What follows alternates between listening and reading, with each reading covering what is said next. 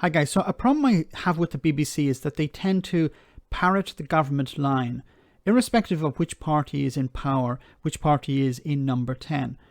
Now, this of course can be extended to Brexit. The BBC generally don't push back very hard on Brexit because perhaps it's a government policy, Boris Johnson is in charge and he's pro-Brexit.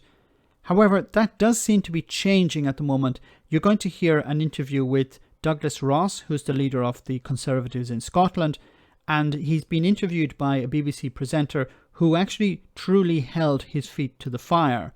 Now, what they're talking about here is the extra paperwork businesses in Scotland are suffering because of Brexit, and how this is actually convincing people to think again and perhaps support the SNP and support independence, because this could be a stepping stone to returning to the European Union, and this would resolve a lot of the problems that these businesses are facing at the moment.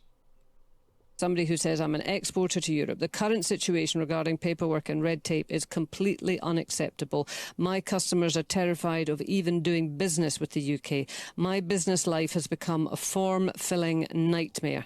Boris promised us something entirely different, and now it looks like I will have to set up a company in Europe, adding greatly to my overheads. Otherwise, I will lose my customers. I cannot find any advantage to the situation we find ourselves in.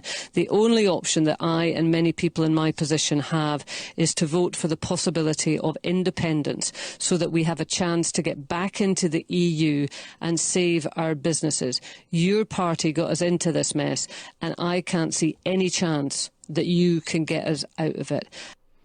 And they're completely correct. The whoever's asking this question or making this statement is completely correct. The Conservatives are responsible for Brexit.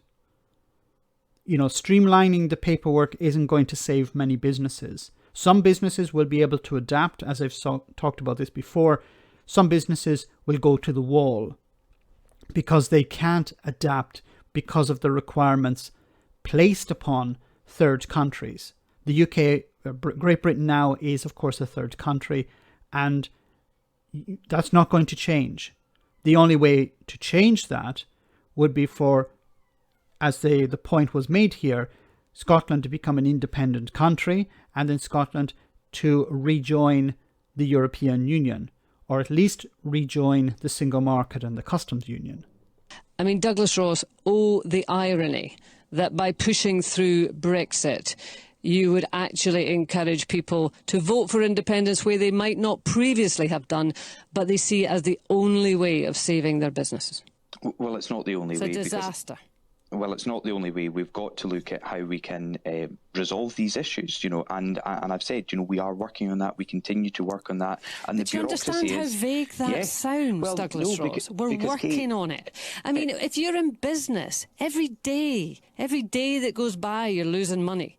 Every week, every month, you run the risk of going bust. And that's why the businesses I've spoken to want to see a streamline of the system, of the forms that they're filling in. If we can resolve some of these issues. When's it going to happen?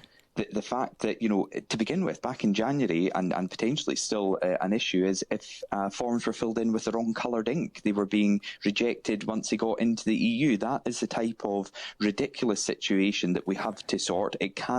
This is the ridiculous situation we have to sort. So is Douglas Ross actually blaming exporters here? You idiots, you are using the wrong coloured ink. Once again, as I talked about this before, how is this taking back control?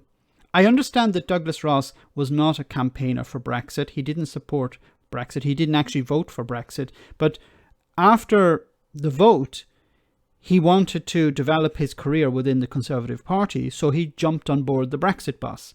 And he has been defending Brexit since day one, since the referendum. And by doing so, he's putting himself in a position where he has to defend the indefensible.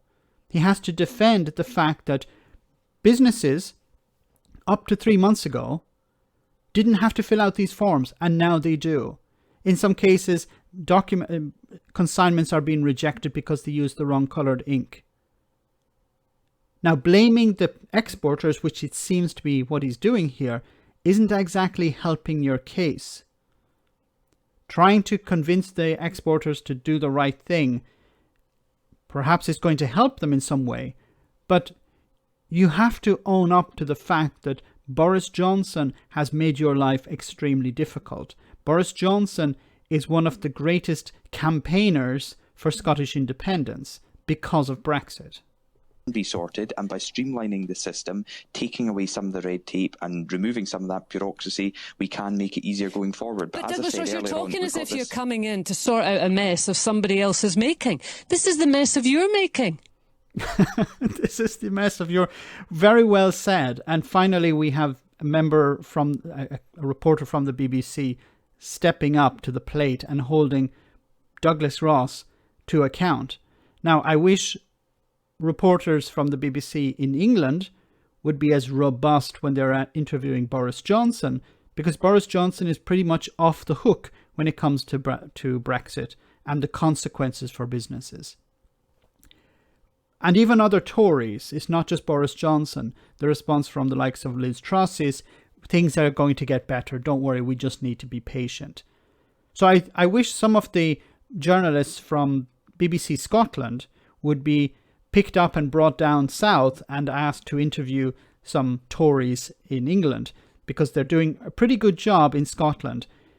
The ones in England seem to be letting the Tories off the hook. Let me know in the comment section, guys, what you think. As always, your comments are greatly appreciated. Thanks a lot. I want to say a big thank you to all of my patrons. You ensure that this channel continues to exist. I'm eternally grateful for all of your support. If you join Patreon, you will receive instant access to our Discord server, where we have both audio and video chats. You can chat with me and other patrons, where we discuss important and non-important issues. Becoming a patron per month costs about the same as a large coffee, so why not check it out?